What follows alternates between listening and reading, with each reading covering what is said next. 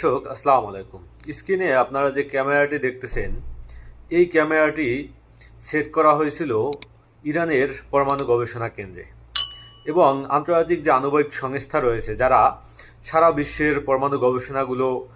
Visit করে থাকেন, দেখাশোনা করে থাকেন, পরিদর্শন করে থাকেন, তারাই পৃথিবীর প্রত্যেকটা আণবিক সংস্থা বা পরমাণু গবেষণা কেন্দ্রে এই ধরনের ক্যামেরা ফিট করে থাকেন। এবং এই ক্যামেরাগুলো ফিট করার ফলে এই ক্যামেরার সর্বাক্ষণিক আপনার 24 আওয়ার্স ওপেন থাকে এবং ওপেন থাকার কারণে এর সাথে নেট কানেকশন থাকে এবং নেট কানেকশনের মাধ্যমে আন্তর্জাতিক আণবিক সংস্থা তারা আমেরিকা বসেই পৃথিবীর সমস্ত দেশের যে পরমাণু গবেষণা কেন্দ্রগুলো আছে তারা এই ক্যামেরার মাধ্যমেই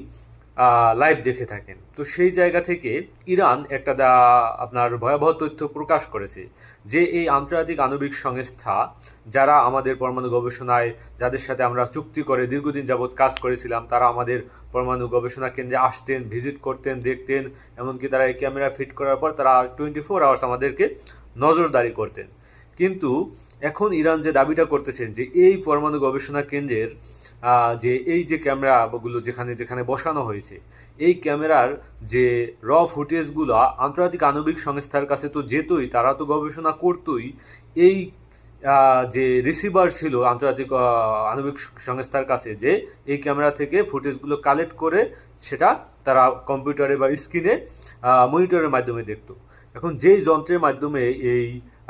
ফাইলগুলো কালেক্ট করা হতো, এর একটা কপি বা এর আরেকটা রিসিভার, সেটা নাকি ইসরায়েলের গোয়েন্দা সংস্থা মোসাদের বা ইসরায়েলের সরকারের কাছে ছিল এবং তারা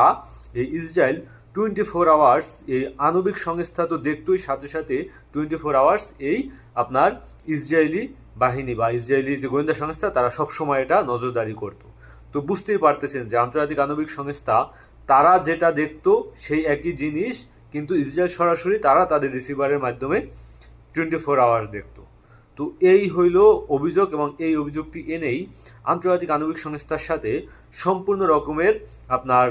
সম্পর্ক ছিন্ন করেছে ইরান। ইতিমধ্যে তারা সংসদে একটি আইন পাশ করেছে যে আণবিক সংস্থার সাথে যে চুক্তি ছিল, তারা যে আমাদের পরমাণু গবেষণা কেন্দ্রগুলো ভিজিট করত সেটা এখন আর করতে পারবে না এবং সরাসরি তারা যদি এখানে ঢোকে বা প্রবেশ করার চেষ্টা করে তাহলে সরাসরি তাদেরকে গুলি করার নির্দেশ পর্যন্ত দেওয়া হয়েছে। তারা যদি সম্পর্কে উন্নয়ন করতে চায় তাহলে তাকে ইরানের যে আইআরজিসি প্রধান আছে তাদের সাথে কথা বলে চুক্তির মাধ্যমে পুনরায় তাদের ফেরার হয়তো সুযোগ আছে। কিন্তু তারা চাইলে এখন আর সেই ইরানের যে গবেষণা কেন্দ্রগুলো যেগুলো ইতিমধ্যে গুড়িয়ে দিয়েছে এবং অন্যান্য যে